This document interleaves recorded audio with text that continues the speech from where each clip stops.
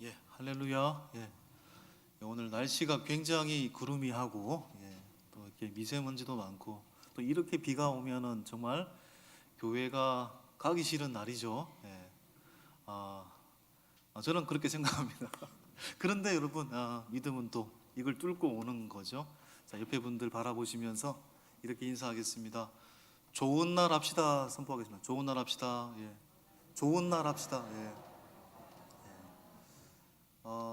제 말이 아니고 제가 또 최근에 그 나온 그 나태주 시인의 1월달에 나온 시집 보니까 좋은 날 하자.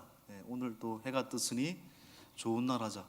또 하늘에 새가 지저귀고 누군가가 나를 위해 말을 걸어주니까 좋은 날 하자. 그리고 당신이 저 멀리 있으니 좋은 날 하자. 뭐 이런 시인데요.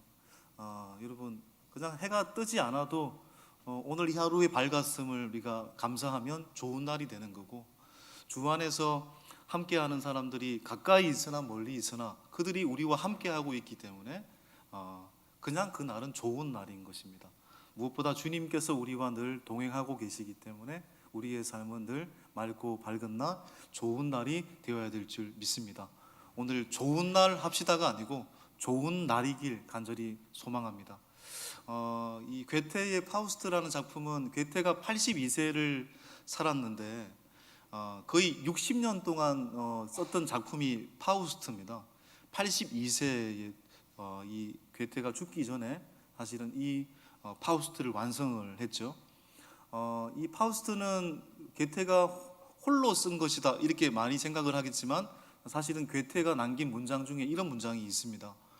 이 작품은 나의 작품이 아니다.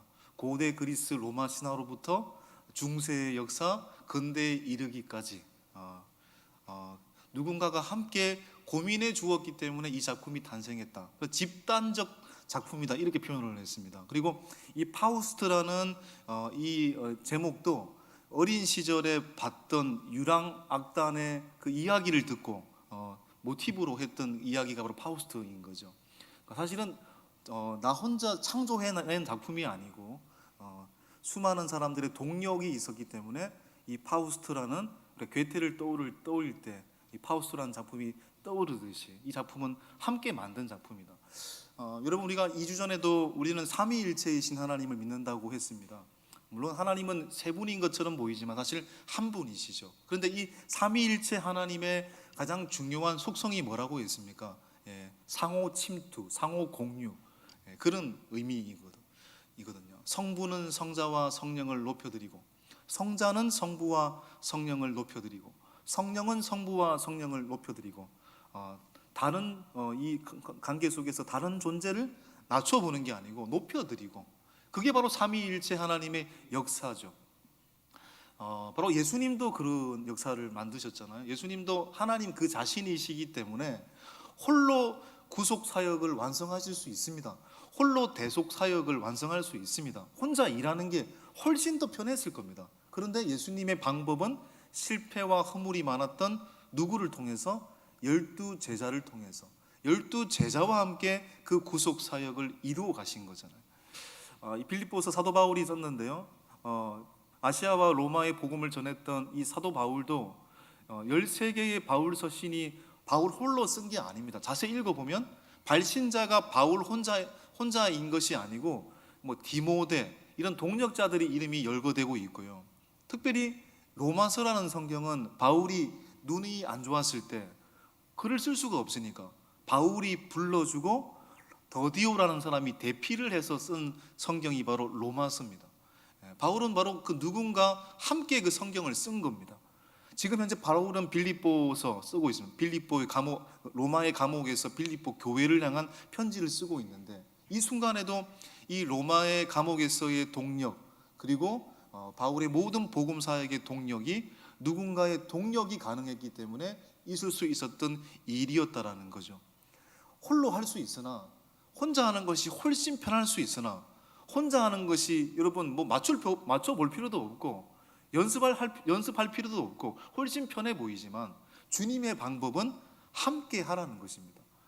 혼자 우리가 믿으면 또 얼마나 좋겠습니까? 여러분, 나 혼자 믿으면 속이 편할 것 같죠. 그런데 주님의 방법은 무엇입니까? 교회를 통해서 믿기를 원하시는 거죠. 초대 교부의 그 유명한 시프리안이라는 사람은 교회 밖에는 구원이 없다라는 말을 했는데, 그럼 예수 그리스도를 믿는 믿음의 이 구원에 있어서 공동체를 통하지 않고서는 온전한 구원이 있을 수 없다라는 걸 말하기 위해서인 거죠. 여러분, 이 바울은 이 빌립보서 2장 19절 30절까지 본문을 보시면은요, 빌립보서를 기록할 당시에 바울과 함께 했던 대표적인 동력자 두 사람을 소개하고 있습니다. 바로 디모데와 에바브로디도라는 사람입니다.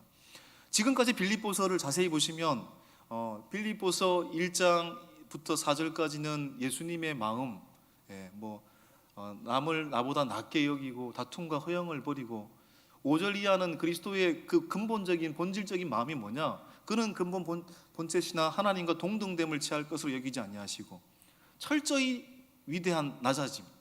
그러나 위대한 낮아짐은 위대한 상승으로 이어지게 되고, 또 지난 주일 두렵고 떨림으로 너희 구원을 이루라. 굉장히 거창한 말씀을 했잖아요. 그런 다음에 오늘 디모데와 그다음에 다음 주간에 보게 될 에바브라디도를 소개하는 것은 뭔가 격에 맞지 않는 이야기인 것처럼 보입니다. 그러나 그게 아니고 바울은 구체적으로 말하고 싶은 것입니다. 주님처럼 낮고자 하는 자가 높아지는 그 케이스, 그리고 두렵고 떨림으로 성화의 구원을 이루어간 구체적인 인물을 소개해 주고 싶었던 겁니다. 바로 그 사람들이 디모데와 에바브로디도였습니다. 오늘 디모데를 먼저 소개하고 있습니다. 자, 19절 한번 읽어보도록 하겠습니다. 시작. 내가 디모데를 속히 너희에게 보내기를 주 안에서 바람은 너희의 사정을 알므로 안위를 받으려 함이니. 지금 로마 감옥에 있는 바울은 누구를 통해서? 디모데를 통해서 빌립보 교회의 사정과 상황을 알고 싶어하고 있습니다. 빌립보 교인들 2차 전도 여행 때 세웠던 이 빌립보 교회가 지금까지 한 10년쯤 지난 것으로 보이는데요, 그들이 과연 어떻게 지내고 있으며 또 들리는 소문이 맞는지, 지금 들리고 있는 소문이 좋은 소식도 있고 나쁜 소식도 있는데 이게 과연 맞는 것인지, 그리고 빌립보 교인들은 도대체 어떻게 지내고 있는지 결국 알고 싶어 했는데 누구를 통해서?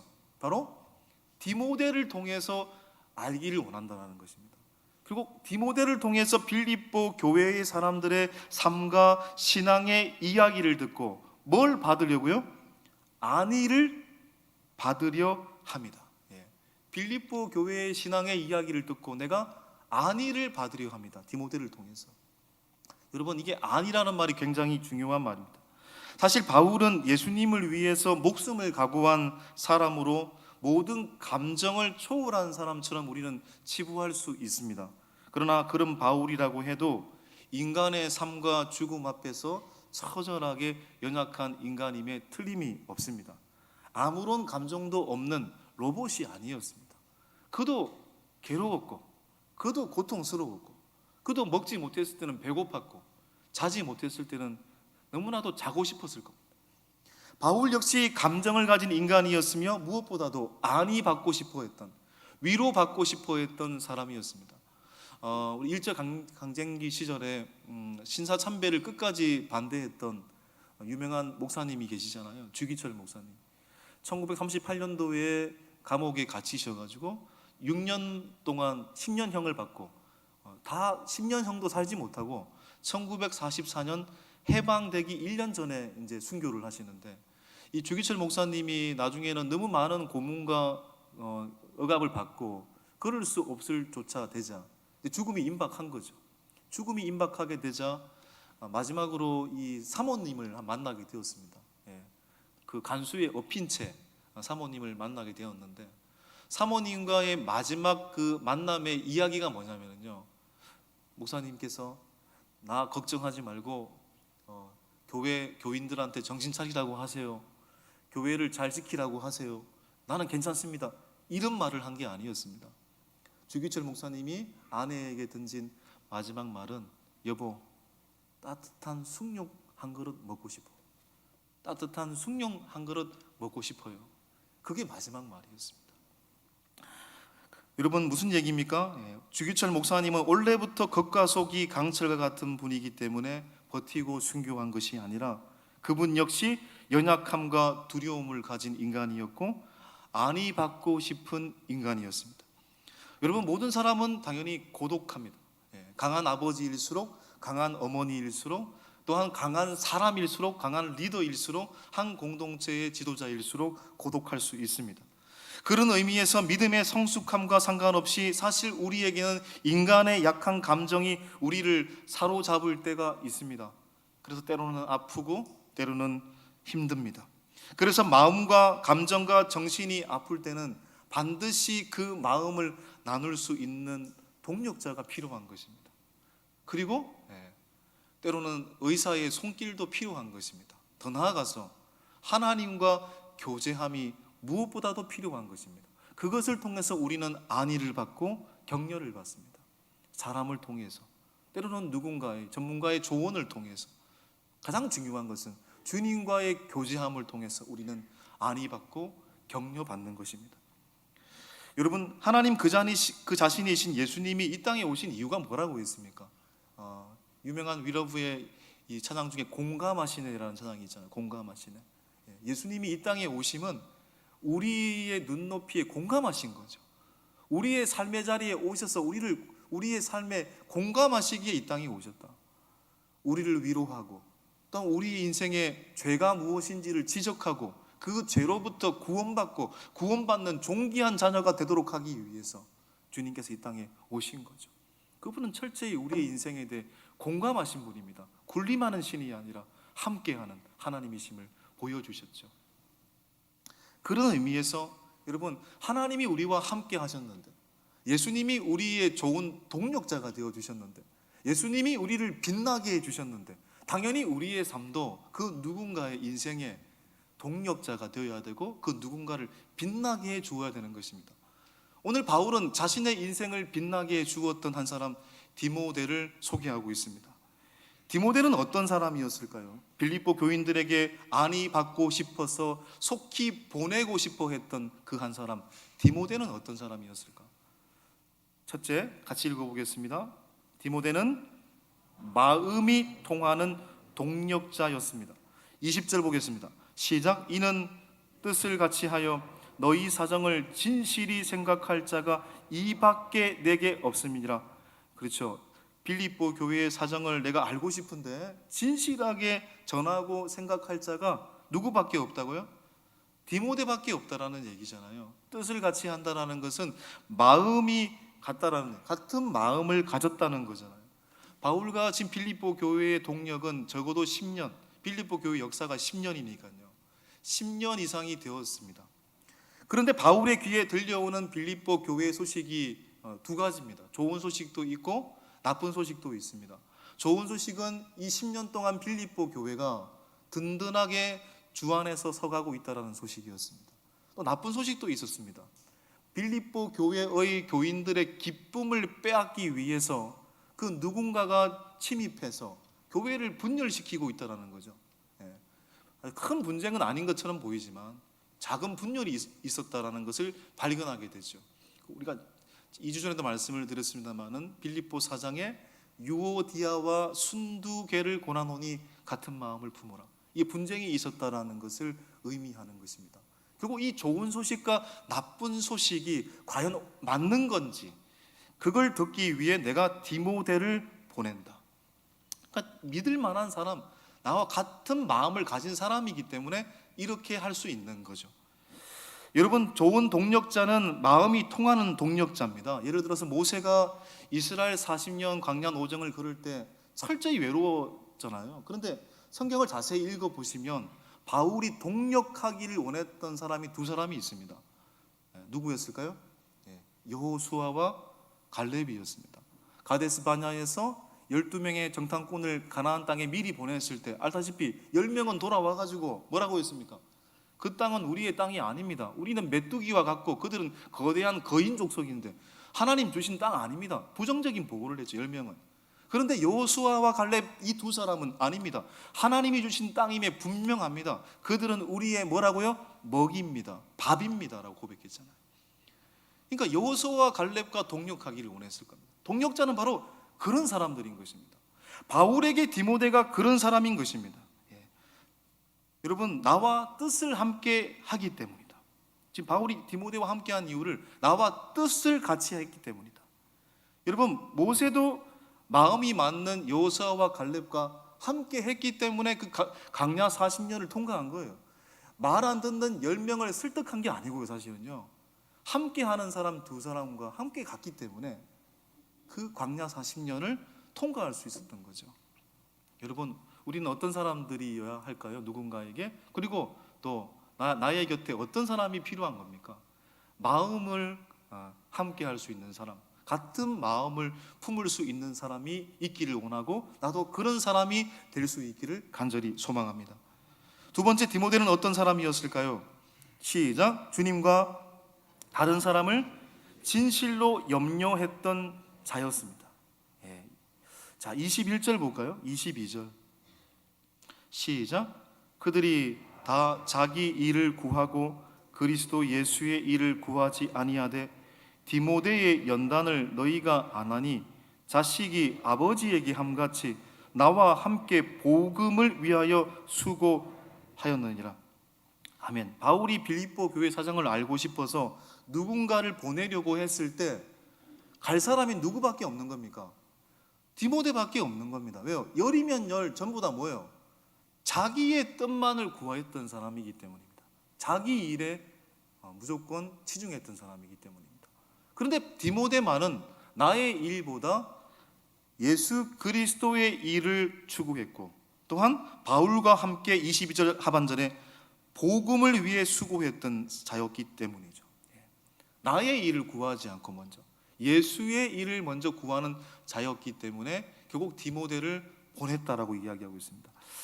여러분, 세상을 살면서 자기 일 안 바쁜 사람 어디 있겠습니까? 여러분, 저도 엄청 바쁩니다. 나름대로.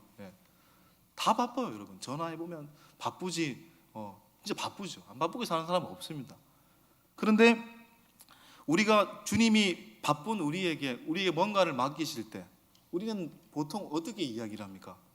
다음에 할게요. 다음에 할게요. 여러분, 다음이 있습니까 도대체? 다음이 있을 줄 어떻게 장담할 수 있습니까? 그러니까 웬만하면 다음이 아니고 지금 할 수 있으면 지금 내 마음의 문을 열고 들어가야 되는 것입니다. 이 21절에 보면은요, 그들이 다 자기 일을 구하고라고 표현하고 있는데, 이 다에 속했던 사람은 그 사람들의 이름이 누구인지를 알 수가 없습니다. 그렇죠? 이들의 이름은 알 수가 없잖아요. 그런데 반대로 주님이 부르실 때 네라고 말한 사람의 이름은 우리가 알고 있습니다. 여호수아, 갈렙, 디모데. 무엇입니까? 주님의 부르심 앞에 네하고 나아간 사람은 역사가 기억하고 성경이 이야기하고 있습니다. 반면 지금 힘들다고 주님의 부르심에 거절한 사람은 아무도 그들의 이름을 알 수 없습니다. 10명의 부정적인 보고를 했던 10명의 정탐꾼들의 이름을 아는 사람이 있습니까? 그들의 이름은 기억하지도 않습니다. 그러나 주님의 부르심 앞에 아멘했던, 그 땅이 하나님의 땅이다라고 그 약속을 믿었던 여호수아와 갈렙의 이름은 그렇게 우리가 기억하고 있고 지금 이 순간 또 본받고 있잖아요. 중요한 것은, 여러분, 또 중요한 것은 주님의 부르심에 내하고 주님을 구하는 사람, 타인의 삶을 위해서도 중보할 수 있는 사람입니다. 왜냐하면 주님의 뜻은요, 거창하게 하늘의 일이라는 게 뭐 천상에서 하는 일이 아니잖아요. 대개 주님의 뜻은 어떤 일입니까? 다른 사람을 도우라는 일이거든요. 다른 공동체를 도우라, 아파하는 사람을 위해서 함께 중보해 주라, 그들과 함께 울어줘라, 함께 기뻐해 주라. 다른 사람을 돕는 것이 결국 주님의 일이기 때문에. 그래서 성경의 계명이 뭐냐? 하나님을 사랑하고 내 이웃을 내 몸같이 사랑하라. 같이 가자. 주님을 위하는 사람은 타인을 위해서도 위하는 사람이 되는 겁니다. 같이 가는 겁니다. 그러니까 이 디모데는 주님과 다른 사람을 위해 진실로 염려할 수 있었던 사람입니다. 또 다른 말로 표현하면 공감할 수 있었던 사람입니다. 디모데는 또 어떤 사람이었습니까? 세 번째, 시작. 연단을 받은 사람이요. 사람에게도 칭찬받는 사람입니다. 그러니까 그 사람에 대한 평가는요, 내가 뭐 무엇을 하느냐가 아니고요, 내가 무엇을 위해 염려하느냐, 뭐 때문에 염려하느냐가 그 사람을 평가할 수 있는 잣대가 되는 겁니다. 그러니까 주님께서 너희는 먼저 그의 나라와 그의 의를 구하라고 했잖아요. 먹을 거, 마실 거, 입을 거 중요한다, 중요하지. 그러나 그것보다 주님의 나라를 먼저 염려해라. 주님의 뜻을 먼저 염려해라. 들의 백합화를 봐라, 공중의 새를 봐라. 그들을 입히시잖아. 하물며 너희 일가 뭐냐. 내가 지금 뭘 염려하고 있느냐. 그게 바로 진정한 사람의 기준인 겁니다. 또 이 디모데는 조금 전에 읽었듯이 연단을 받은 사람이고 사람에게도 칭찬받는 사람이었다. 22절 보시면은요, 시작. 디모데의 연단을 너희가 안 하니 자식이 아버지에게 함같이 나와 함께 복음을 위하여 수고하였느니라. 연단을 너희가 한다. 여러분, 과거에 이제 이런 말들이 있었습니다. 사람 나이 40이 되면 자기 얼굴에 대해 책임을 져야 된다. 이런 말들 하죠. 근데 요즘에는 유엔에서 보고된 그 이야기를 보면은요, 요즘에는 나이가 좀 계산법을 다르게 해야 된다고 하더라고요. 곱하기 0.7입니다. 70세면 0.7하면 몇 세입니까? 7, 7이 49세입니다, 여러분. 지금 80세 되신 어르신도 56세입니다, 여러분. 저는 지금 갓난아기입니다, 진짜. 30년과 비교해서 지금 그렇게 됐습니다. 100세면 70세입니다, 이제. 근데 예전에는 또 아니죠. 불후 중년 40세가 기준이었으니까.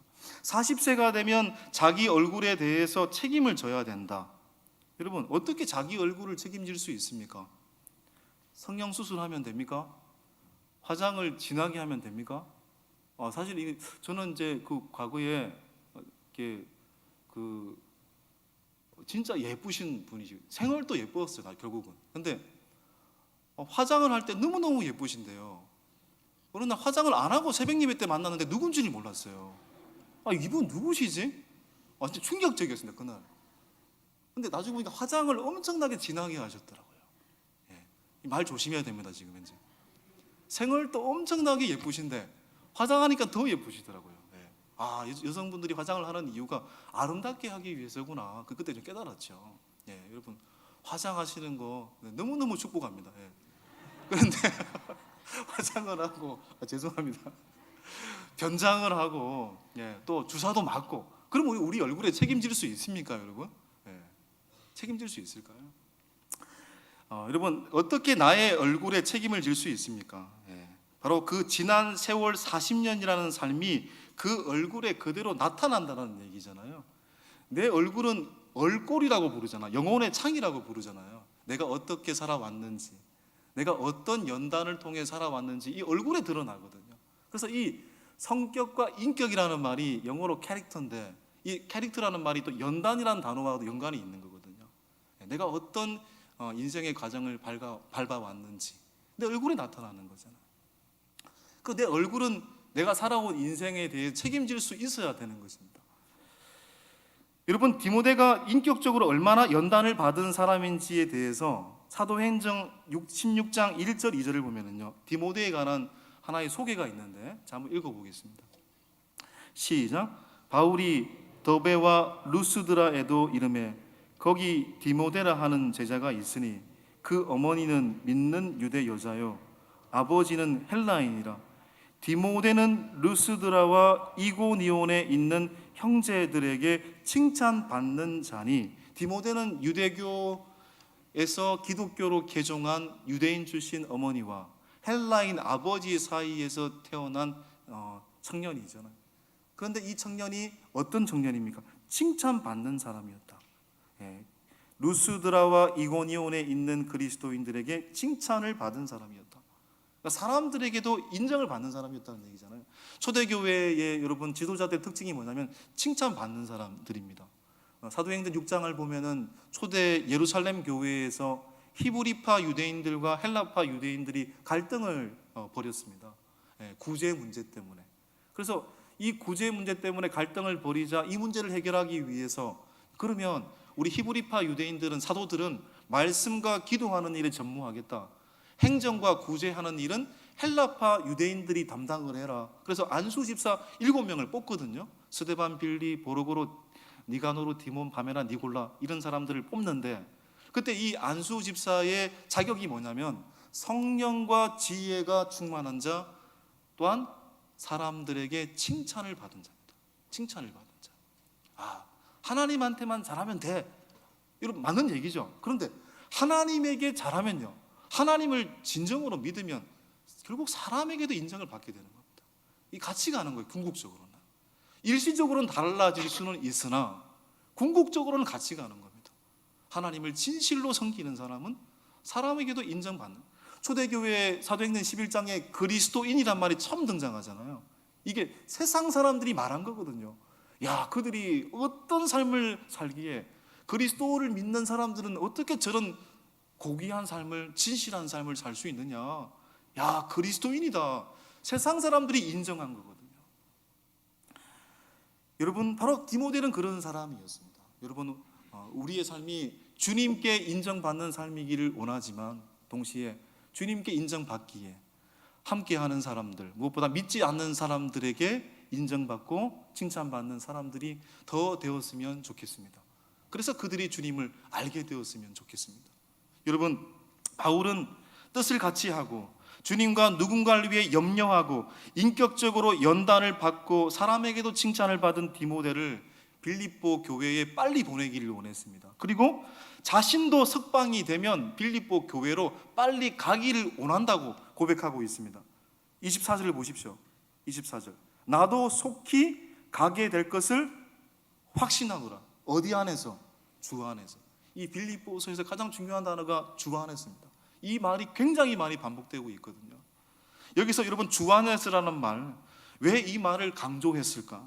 바울은 지금 관광하려고, 여행하려고, 유학하려고 로마에 온 게 아닙니다. 제수의 신분으로 끌려서 로마 감옥에 갇혀 있는 겁니다.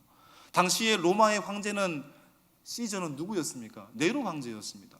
네로는 기독교인들에게 방화범으로 여러분 누명을 씌워서 기독교인들을 죽이려고 했던 사람입니다. 기독교를 굉장히 싫어했던 사람입니다. 그런데 그때 통치자가 네로입니다. 네로가 로마고 로마가 네로입니다. 그런 시절에 기독교인으로 산다라는 건 얼마나 고통스러운 일이었을까요?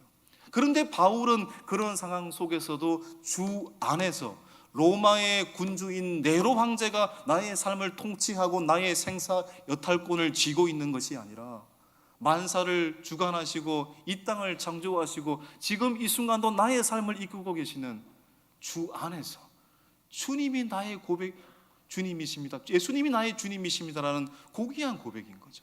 그래서 주 안에서인 것입니다. 여러분, 바울 곁에 주 안에서 바울을 빛나게 했던 디모데와 같은 평신도 지도자가 있었기 때문에 바울이 바울로 쓰임 받을 수 있었습니다. 이렇게 바울을 주 안에서 빛나게 한 디모데는 훗날 어떻게 될까요? 훗날 에베소 교회의 담임 목회자가 됩니다. 무슨 얘기입니까?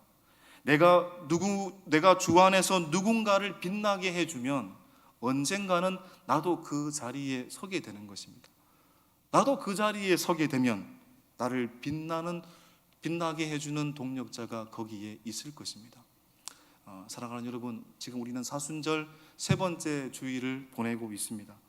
주님은 우리를 구원하시고 영적으로 빛난 존재로 만드시기 위해서 낮고 낮은 이 땅에 십자가의 자리까지 오신 것입니다.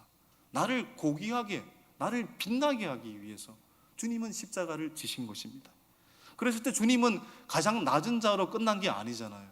위대한 상승자로, 가장 우뚝 선 자로 우리 가운데 계시잖아요. 마찬가지입니다. 우리도 주 안에서 누군가를 빛나게 해주는 그 역할을 다 감당하셨으면 좋겠습니다. 그러면 그도 빛나지만 나도 결국 빛나게 될 것입니다. 그리고 주님의 이름이 가장 빛나게 될 것입니다. 믿음의 길을 걸어가는 우리의 인생길 얼마나 고단하고 외롭습니까? 주님께서 우리와 함께 하고 계시고 무엇보다 주 안에서 만난 동력자들이 나를 세워주고 나를 격려해주고 나를 빛나게 해준다면 그것보다 위대한 인생이 어디 있을까요? 나도 누군가를 빛나게 해준다면 얼마나 그도 힘을 얻고 살아가겠습니까? 그를 빛나게 해주십시오. 그도 빛나고 나도 빛나고 주님의 이름이 빛나게 되는 놀라운 역사가 일어나게 될 줄 믿습니다. 이 시간 함께 말씀 기억하시면서 찬송가 154장 함께 찬양하겠습니다.